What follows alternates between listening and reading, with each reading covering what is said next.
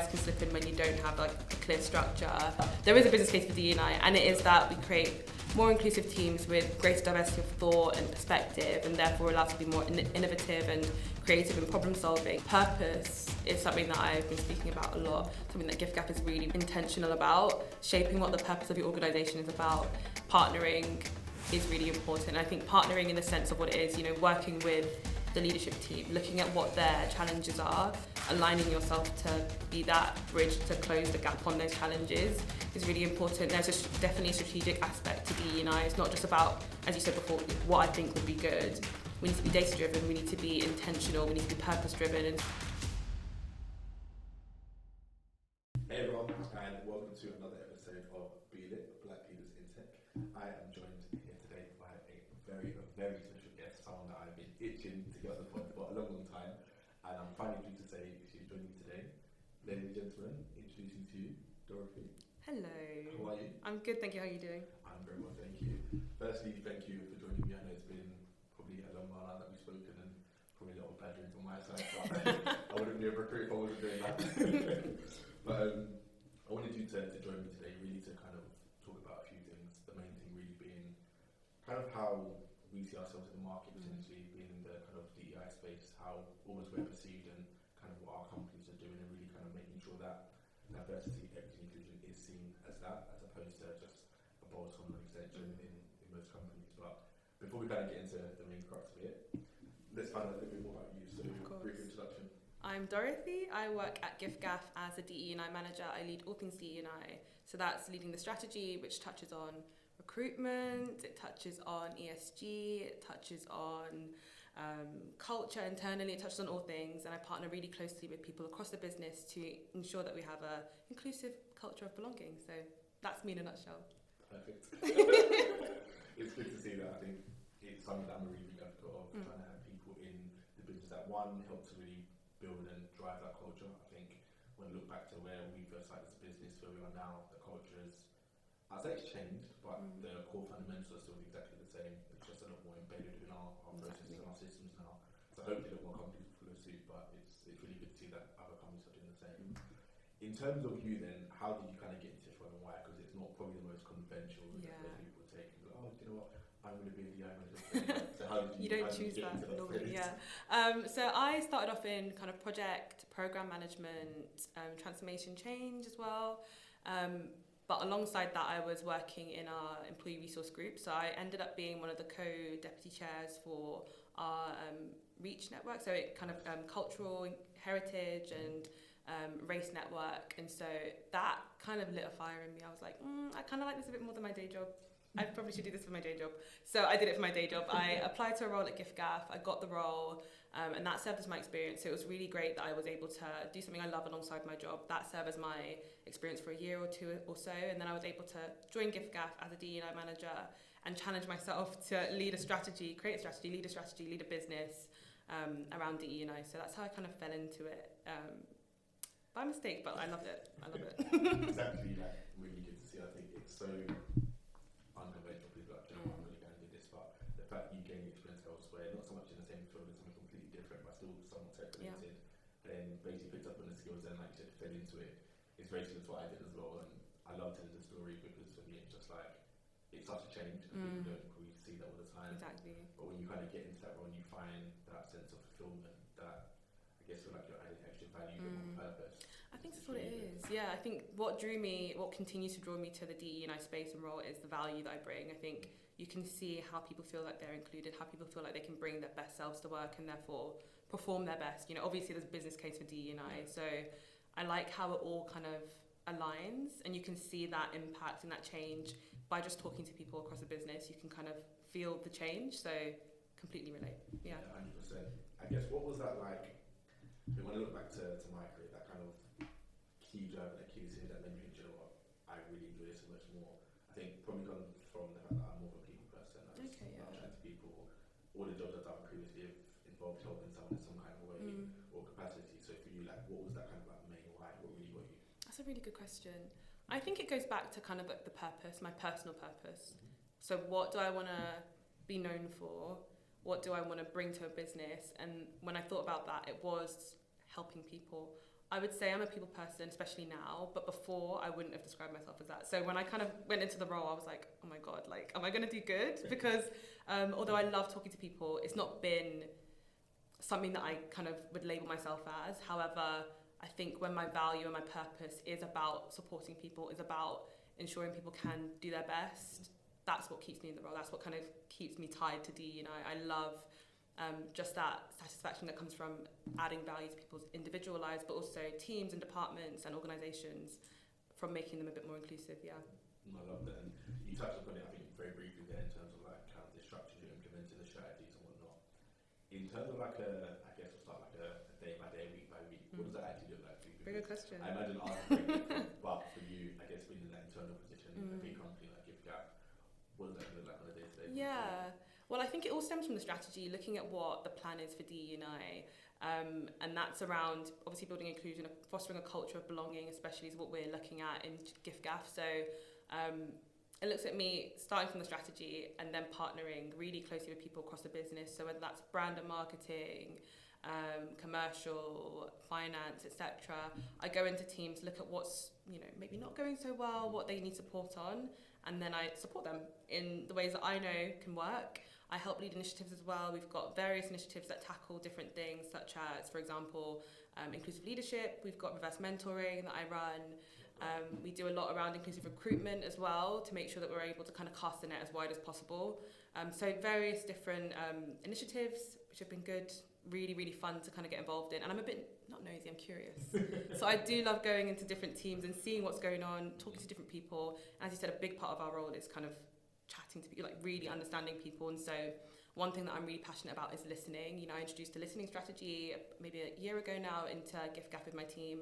And it's been so good just hearing people, both kind of qualitatively and also quantitatively, really being purposeful and intentful in how we listen to our people, and therefore shape strategies and shape strategies and also shape initiatives to support our people in being their best.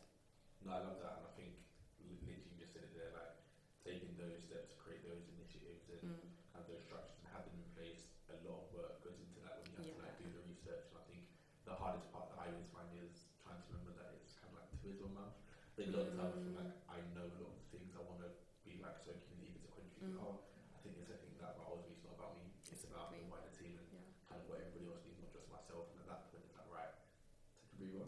Let's just listen to what everybody else needs, and then work out ways which are probably best suited to the business that we can implement, and then make sure that everybody really has that sense of belonging that you mentioned. But in terms of the initiatives, then I'm kind of keen to hear a little bit more. Let me pick your brains a little bit.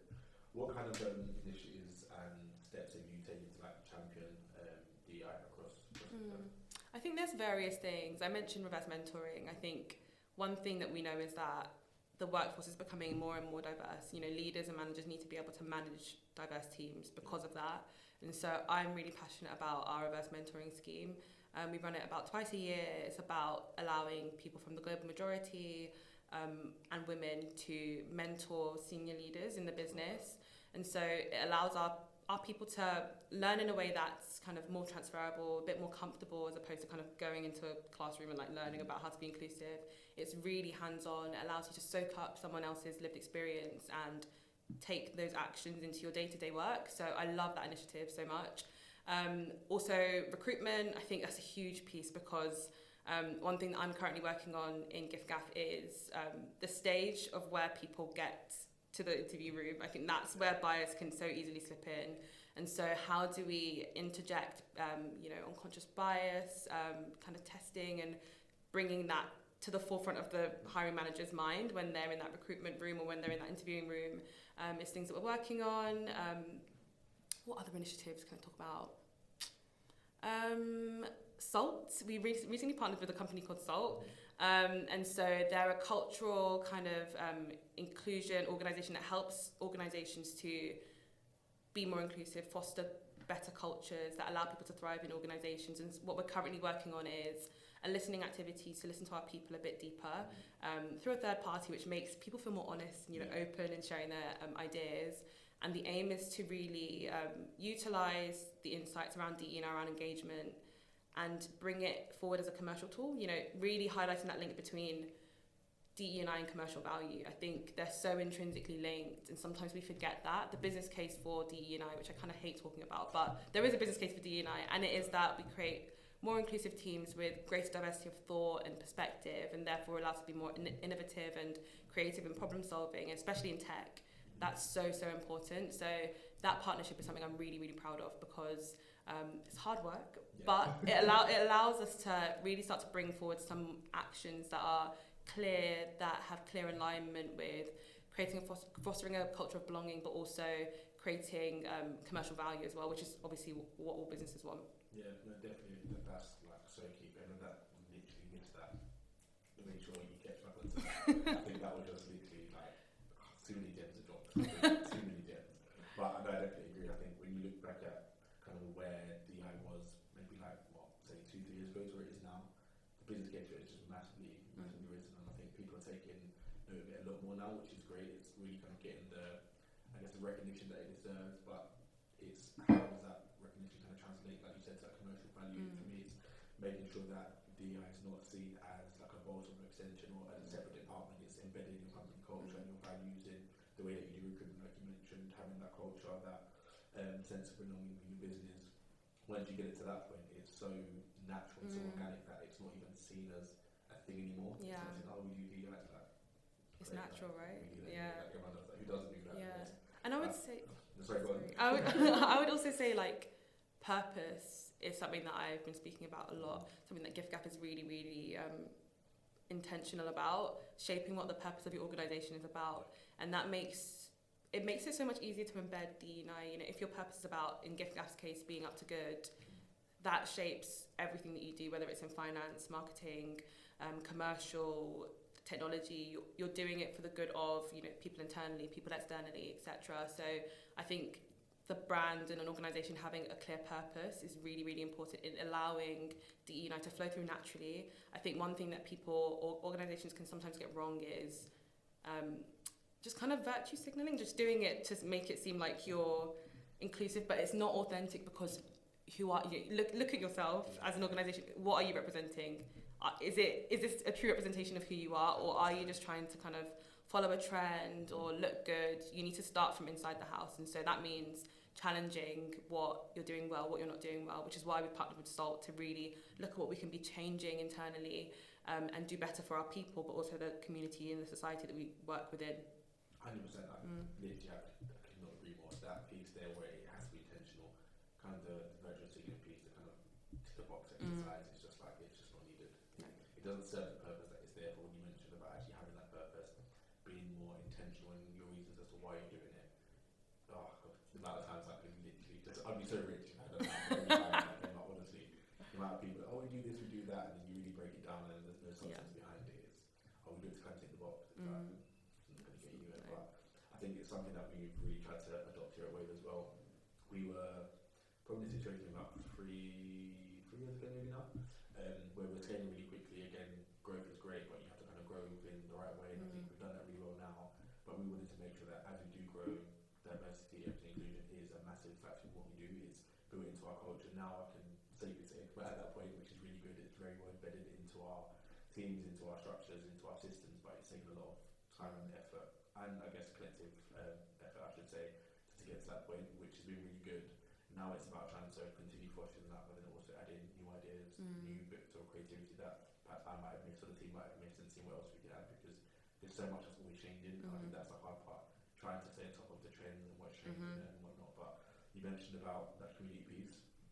I think that's something we take a lot of pride in, being able to submerge ourselves in that kind of tech ecosystem. We had an event where we had 120 engineering product design leaders in the office, and just being part of that, seeing how many different people were there, like the dynamic was incredible, and you wouldn't get that if you didn't have like diverse thought or diverse thinking, and even being inclusive, or what it's like to see so many different people in one particular space. Also about the same thing, sharing different problems. I kind of call like the checklist model. You go through like your struggles, talk through solutions that you want to see, what successes have worked, so it's not doom and gloom. But it just works really well, and I think that's when you actually start to learn. But once you learn, it's then about, right, the feedback from the community is this is what they want to see, I guess, spread out across the community. This is now what we can achieve and what we can accomplish. And once you hit that level, I think that's when you really see the impact of what you do. and then it's not so much right, we tick the box here, because ticking the box is well and good, but it only looks good for you for a certain purpose. But yeah, I love that. I think being intentional, having that like extra purpose behind you, it makes such a difference. But kind of leads on to my next question. Having that purpose and mission is great when it comes from people like me, people like you that have those spaces. How do you get senior leadership to buy into that? Because I feel like that's quite a big topic at the moment. Yeah, definitely. I'm lucky at GiffGaff, the senior leadership team is switched on. So there's not too much kind of like pushing I need to do. However, I think partnering is really important. I think partnering in the sense of what it is, working with the leadership team, looking at what their challenges are, aligning yourself to be that bridge to close the gap on those challenges is really important. There's definitely a strategic aspect to DE&I. It's not just about, as you said before, what I think would be good. We need to be data-driven, we need to be intentional, we need to be purpose-driven. And so looking at what those leadership team members need and what the organisation needs and aligning your strategy or your approach to that, I think is really, really important. And that's how I shaped the DE&I strategy at GiffGaff, aligning it to GiffGaff's organisational strategy as well to make sure it's relevant and it's still driving towards, business purpose while also serving our people. So I would definitely say business partnering is kind of the top of my list in that one. Yeah, no, I think that's definitely something a lot of people can take a lot of note of. I think when you are data-driven, you have the kind of context behind to support the other. Exactly. It adds so much value. For most people, they just want to see like what's the end result of what you're telling me, and it's like, right, this is kind of what I think the end product would look like. This is the process it takes to get there, but I need your buy to do it. Exactly. The data suggests X, Y, Z. With, I guess, the support yourself, the initiatives that we're trying to build and create, adding in with the culture we have, this is how we're going to get there. And I think that's something that I found works quite well, especially when I speak to other clients as well, in terms of what they do, how they're trying to get there. A lot of the times where people fail is because they don't have that kind of data behind them. Yeah. It's more just, I don't want to say made up stats, but it's like the tick box exercise. Yeah, like finger to the wind. I think it's just because I've done the tick box and that's what it says, as opposed to, right, the actual research I've carried out suggests X, Y, Z. And yeah, I think it's just good to see that you had that support, which is nice. I know some other companies do, some other companies don't, but it's how do you actually get that buy-in in the first place? Once you have that buy-in, then you're really on like a winning level. But you mentioned about the kind of recruiting aspect and the hiring aspect. I know that's a topic for many people. Talent attraction, it's probably getting harder these days. I think, especially with the introduction of AI and whatnot, it's supposed to simplify things, but you lose that human touch. Yeah. But I know there's a lot that's kind of going on. But I guess for you and GiffGaff, like, how do you ensure that you hire diverse, you hire diverse talent and kind of keep or create that inclusive culture and atmosphere? I think inclusive recruitment practices, so diverse panels for interviews is really important. Having a consistent list of questions, which might sound basic, but bias can slip in when you don't have a clear structure. Aside from that though, I think initiatives around recruitment is really important. Partnering with organisations like Wave maybe is really, really important because organisations themselves don't have the best knowledge all the time. Partnering with experts who know the industry is really important. So GiffGaff recently partnered with Hatch Digital. We created an academy for software engineers. Nice. The aim of it was to attract people who maybe didn't have the quote unquote right credentials to be software engineers, so not the degree or not the experience. And we kind of broke those barriers to open the door and cast the net wider for our recruitment pool. And this allowed us to find some really fantastic people. All of the people that we interviewed were amazing. We were able to onboard 11 junior software engineers, which is a good size for GiffGaff. 11 junior software engineers, and we dedicated resource to training them up. I think the intention behind that recruitment is really important. I think one thing that GiffGaff, as I said before, we care about a lot is being up to good. So the aim of that was to break down those barriers, allow people to come into the software engineering space without that knowledge maybe. And the onus is on us as a business to close the gap, train them up, give them the experience they need, and then all of them were able to roll off into full-time, fairly paid roles as well into the business as junior software engineers. And so I think that's one piece of work that I'm really proud of that allowed us to do our bit for society, our bit for the organisation, and that can easily be replicated by organisations with different companies. And then that logic can be taken into the whole recruitment process of, how do you continue to break barriers? How do you continue to make a more fair process? How do you continue to only look for what you need as opposed to what you want? A lot of people ask for an arm and a leg in in a job description. But no, what do you need? How can we think a bit broader? How can we think a bit more inclusively? You know, and see ourselves as an organisation that can do good in that space. You know, I think the organisation has a responsibility to develop people, to give people the experience they need to continue to grow in their career. So asking for all of that to get people in the door is a lot, in my opinion. 100%. I think you hit it on the head again. I think it depends on the kind of level that you're hiring at. And I think it's probably now, I'd say, a little bit easier to hire at the junior end of the ladder, if you like, with diverse talent. Where I think more so tech as a whole, it's probably seen now as an industry that more people go into, just based on data in terms of actually the number of applicants versus some people that are probably there about 2-3 years ago. It's had a significant increase. The hard part is when you kind of reach that senior leadership aspect. Is that right? How many people actually stay within tech and really kind of seen out their career, but then also how many people had the opportunity to get into tech in the first place, like you mentioned. When it comes to there's so many different, I guess, the correct categories, if you like, different kind of brackets, and it's hard to navigate your career path like as best as it is. So really trying to do that in tech is also hard, where there's so many job openings and positions, but the fact you've dedicated a particular resource available to them, to be able to actually come in, really get a good understanding, have that training and dedicated support system, and actually see full-time employment at a good rate, like you mentioned. Like, I love things like that, because one, well, I probably shouldn't say this as a recruitment company, but it does save you money in the long term. But at the same time, it's also something to be proud of, because you actually contribute to someone else's growth, someone else's success, and give them opportunities that perhaps they might not have gone if it was elsewhere. So the fact that you're actually doing that is like top notch. And I think when we talk about retention, I think a huge part of retention is that development piece. I think a huge part of that retention is people feeling like the organisation actually cares about them. It sounds like really airy-fairy, but there needs to be that sort of relationship almost. You know, people need to feel like, okay, my employer actually does care about my well-being, or how I feel in the organisation, or how my career grows over the X amount of years I'm going to be here. I think there is an onus on the organisation to take that duty of care and take it seriously. Yeah, no, massively, completely agree. I think that's something we kind of realised probably about a year or two ago. I think our structure was very straightforward: to tech recruiter, senior recruiter, principal, and so on and so on. But we kind of changed up a little bit to give people a bit more, I guess, security, if you like, and a bit more of an active layer where they can have a bit more time to decide where their career goes. Because I appreciate not everybody wants to go down leadership. It's not a goal aspiration for everybody. You can't almost shoehorn everyone into that bracket and say, right, well, we will do it, so you're doing it. It doesn't work that way. Again, equally, some people don't want to be individual contributors. Some people might start there and then will decide, you know what, I've now got the skills and now I feel like I'm ready to go and do them. So that was something we quickly realised in terms of our career progression framework. We need to make it, I guess, a bit more, what's the word? A bit more applicable to everybody. Exactly. Let everybody actually have the same choices and opportunities and make that available. And I think that's one thing I'm really proud of now. When we are hiring, we have a clear progression framework that we can share out, no matter what level you are, when you come into the business. Everybody has that same opportunity to reach the same end goal, which is really nice to see. That's but amazing. again, like you said, it's making sure that you have those structures, those processes in place in the first place, so that once you are in the company, in the environment, you feel like, you know what, I can actually be here, I can grow here, I can learn, I can develop, and that obviously in turn helps with the retention piece. But yeah, I think when it comes to hiring and retention, there's so much that goes into it, particularly from a DI focus. It is a lot. But in terms of I guess like challenges, what challenges do you feel like you face?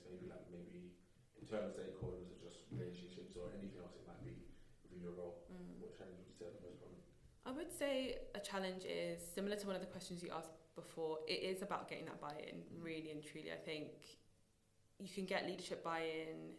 You need buy-in from the grassroots as well. You need from employees across the business. You also need buy-in from managers, because they're a pivotal group in the organisation who do steer a lot of decisions. So I think getting buy-in from various stakeholders across the business, across departments, is a challenge, but it's a challenge that I'm willing to rise to. You know, talking to people, I think, as I said before, engaging with people, understanding them, understanding their problems, is always the first thing I do. You know, when I go into a team or when I go into a project, I try to assess the situation. I try to look at what's going well, what's not going well, where are the gaps, what are we doing, you know, fine, and really exploring what opportunities there are. I think that's the key to get buy-in and to get support from people.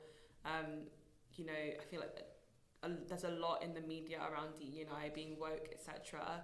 So it's kind of our job to continue making DE&I relevant, although that doesn't feel right to say.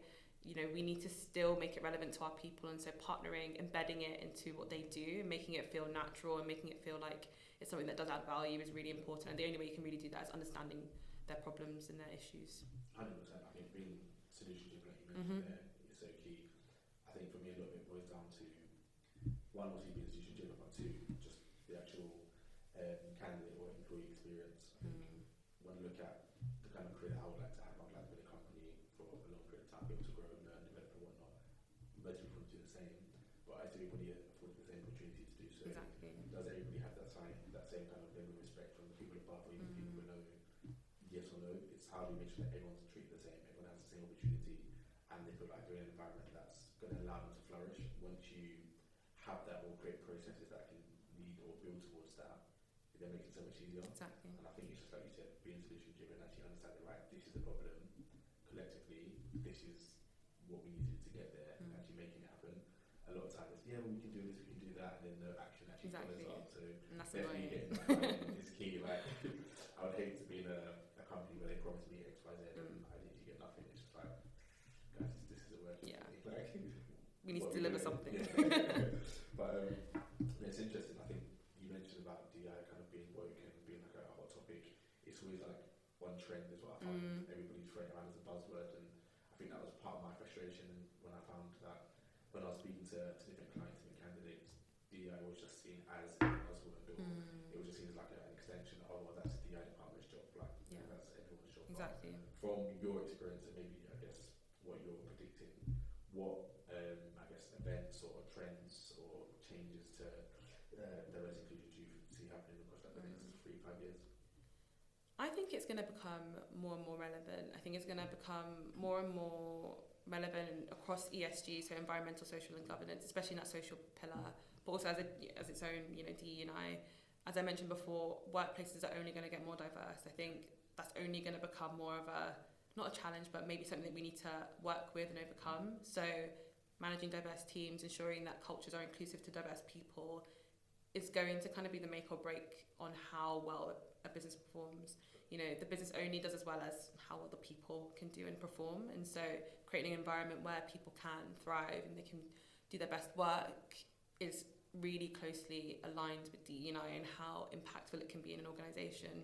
So I believe that because the workforce is getting more diverse, it's going to just become a more important topic across the board. And, you know, if people aren't taking it seriously now, they're going to have to take it seriously in the next 5 years. Spot on. Like, literally exactly the same thoughts that I had. I think it's now just the fact that it's so relevant now, it's just become more and more relevant as time goes on, especially with the increasing rates of diverse talent that's now actually approaching the tech space, which is really good for us, and that's what we want to see. Are we, or do we have an industry that's capable of supporting all of that right now? No. Can we get there? Yes. How do we get there is now I think the big thing now is looking at how do we partner with its external agencies, even just internally, stakeholder management, really just understanding what practices do we have in place that's going to support us for now, but also for the future. And I think so many companies look towards the future, we're going to do this, we're going to do that, but they forget the now. Exactly. Without the now, there's no future, so you really need to have things in place now, and then actually build on that to then incorporate your future, because what your future might look like today is not what it will look like tomorrow. It will be very different. As I said, we started a lot smaller than this, grew very quickly, but we're probably now very, very stable where we are. We have a lot of future plans that we want to implement, and Academy being one, but how do we get there? We have to have small processes first that we implement, and then make sure that whilst those have been implemented, we have everybody else buying into that and making it embedded within the system. So by the time the future comes, whether it's 2 years, 3 years, 4 years, all of that's really kind of taken care of, and it's kind of moved on to the next phase. Because I think too many companies try to jump the gun, right, it's a buzzword, we're on trend, we're going to put a post out about this, or we're going to do all this, or that, and that's it. So yeah, I definitely agree. I think it's interesting to see what's going to happen. I think the one that I found the most interesting now is, I think before when people spoke about diversity, actually inclusion, it was just gender ethnicity. That was like the main two. Then LGBTQ plus became like a really big thing, and then your diversity. Now it's like to see socioeconomic background starting to really creep in. So just like from your side, what's kind of your take and everything? Is there any others that you feel that could be, I guess, more dominant if that's the correct word in that space, or just more product across the market? I think that's a good point to raise. I think you're right, we often think about ethnicity and gender when we think about DE&I. It's much broader than that, and I think, you know, even GiffGaffers have challenged the business to take other topics more seriously. So as you said, neurodiversity, especially in tech, I think is going to become more and more prevalent, of a topic for us to be talking about and addressing. I think all of them kind of need more bolstering. You know, disability as well is something that I'm really keen on getting out there a bit more, and that starts off with, you know, building awareness and then seeing how we can create more equal spaces and equitable spaces for people of diverse backgrounds. But I think neurodiversity, disability definitely are two areas that I think are definitely going to be rising up a bit more. We need to talk about it a bit more. We need to share stories around it a bit more because it's just not happening enough. And to a point you said before around kind of community and partnering with people, I think another thing that we need to maybe see more of is that community within DE&I. So how do we continue to learn from each other? How do we create a network where we can just have a conversation, you know, learn about what other people are doing, build on that, work together, learn best practice together. I think there's one thing to, you know, do a course and learn about DE&I. It's another thing to try and implement it within your business and talk to people in your business. But I think the next layer is, you know, people like you or me or any other DE&I professional sharing their own knowledge, receiving knowledge from other people, and continuing to kind of build the DE&I agenda, if you like, across the board. Because I think in community within the DE&I space is something that we definitely need to see more of, in my opinion. Massively agree. I think the whole kind of gatekeeping it's not cool. Where literally gone. I think now you just have to be a little more open, a little more vulnerable, be willing to share experiences, because again, from like my personal experience is the best teacher. I've always learned from people's experiences and try to find a kind of relation towards that and see how I can take that forward when I'm in any work that I'm doing. And when you don't have that, it's then a case of doing a bit of self-learning or doing kind of theoretical side of things. But really, experience is the best teacher. Exactly. You learn from other people, you learn from doing things yourself on the job. It's the best way to learn. And when you can actually have almost like a resource bank, community like you mentioned, people that you can go to that are in similar spaces, have similar struggles, have similar solutions, similar success stories. Again, that's where you really kind of learn the most. I'm definitely a big advocate for trying to create a more, what's the word? I guess a better space for people like me and you, where we actually engage this work on a day-to-day basis and really have a community where we can put ideas forward.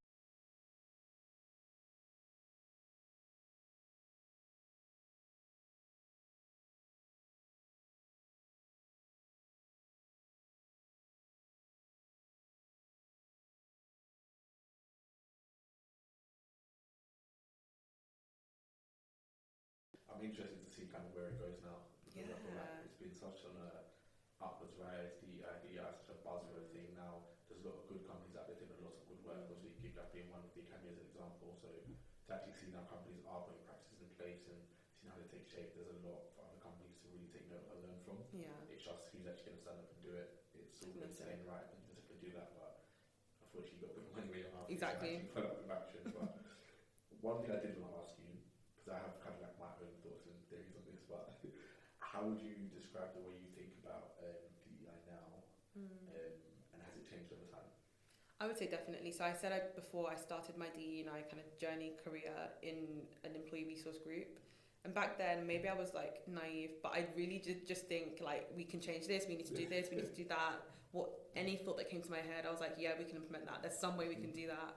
I think now I'm more strategic with it. I'm more intentional with it. And I keep on talking about intention and purpose, but I think that is so important. Being able to take a step back from what you want yourself, I think you mentioned it, and being able to just be led by data, led by what people are telling you, led by what your people in the organisation are telling you, is so important. Or else you're going to be putting forward initiatives that aren't going to work. They're going to be rubbish. No one's going to care. No one's going to engage. I think now I'm able to kind of slow down the pace a bit more, allow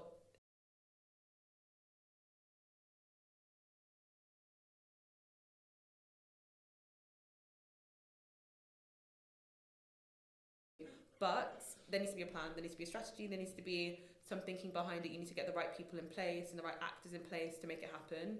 So yeah, I still think everything can change. I think it'll take more time and it takes a lot more planning, but I think my mindset has definitely changed a bit more. Yeah, definitely agree. I'm very, very similar. I think when I started this position, as an example, I was like, right, I'm changing slowly and surely you actually start to realise you can't do that. Yeah, you can't do it. It works. But in your mind, it's like, no, I'm in this far, I've got to make change that needs to affect, it needs to have an impact, I've got to do A, B, C, X, Y, Z. And yeah, it just doesn't work that way. I think I found out probably the hard way, where I used to go to RC all the time, like, oh, you great idea, let's do this, let's do that. And you're like, no. Like, it's just not practical. I'm like, no, it is, because we can do this. It's like, let's sit down, let's actually work out the plan back and how we're going to do it. And then I think once you actually give it the time and the attention that it deserves, actually start to implement things slowly and surely. That's when you actually get the results, rather than kind of that slap and dash approach where you try to change so much so quickly. You have to change yourself completely, you lose your culture, you lose your values, and that's where you kind of really don't get the results that you're looking for. But I think when I first started, my thing was, right, I'm the DI guy, I'm going to do this, I'm going to do that. And I think now I don't look at it, it's more like DI has to be embedded, it has to be something that's driven across the whole entire company. It can't be one person, it can't be one department, it can't be one single strategy, it has to be like across every single person. It doesn't have to be top down or bottom up, it literally just has to be a collective approach. Once you have that buy-in, that kind of support system around you, you get so much more results. Exactly. And it's actually beneficial results and real impact that you see, rather than the, alright, we put this practice in and I like it. Yeah, it's not good enough. Exactly that's what it is. It's hard, because I feel like when you're in this role and you're so passionate about it, there's so much you want to do, but then you're kind of restricted based on the environment and also just, I guess, the actual industry itself. So it becomes hard to always channel the emotions to a degree, but then also try and find that same fuel and fire to implement other practices. But I think from what you said so far, you're definitely on the right track as our GiffGaff, which is really good to see. Hopefully, I think we're on that similar trajectory now where we're still scaling the business. It's going really well, but DI is a really big part of what we do, and I think it always will be, especially now where it's so ingrained in our culture. It's very organic, it's very natural, we want it to still be that way, so anybody that we bring to the business has to reflect that mindset. One thing I'm particularly passionate about when I speak to other people that we want to partner with, whether it's other candidates, whether it's clients, whether it's recruiters, whoever it may be, is making sure that we are representing the market that we work in. If we've got clients or candidates and they're part of this particular diverse group, we want to be able to make sure we can represent them the best way. The best way for us to do that is to be a part of them, actually understand. Once you understand, then you can support. So I feel like where we are now is great. There's still a lot of work that we want to do and get there, but there's a lot of changes that will still need to happen, and it's, like you said, getting the buy-in and everything else. So I think I'm quite fortunate. I have the buy-in, which is great. It's more just how do I go about creating a strategy and an approach that works, not just for me, but for the people that need it and also the wider business. But as I said, it's good to really kind of see how you've done that so far, and what you're still looking to do. But yeah, that's all my questions done now. Thank you. Keep going. But thank you so much for taking the time to join, and I think we've had a really good, productive conversation. I've actually learned quite a lot. I was taking some notes. So. Oh, lovely. Thank you for having me. Always a pleasure to have you. But anytime you want to pop in again. I mean, the office is, I don't know if people at home, the office is amazing, so I will be popping back in again. anytime, you're always welcome. But for those of you that are watching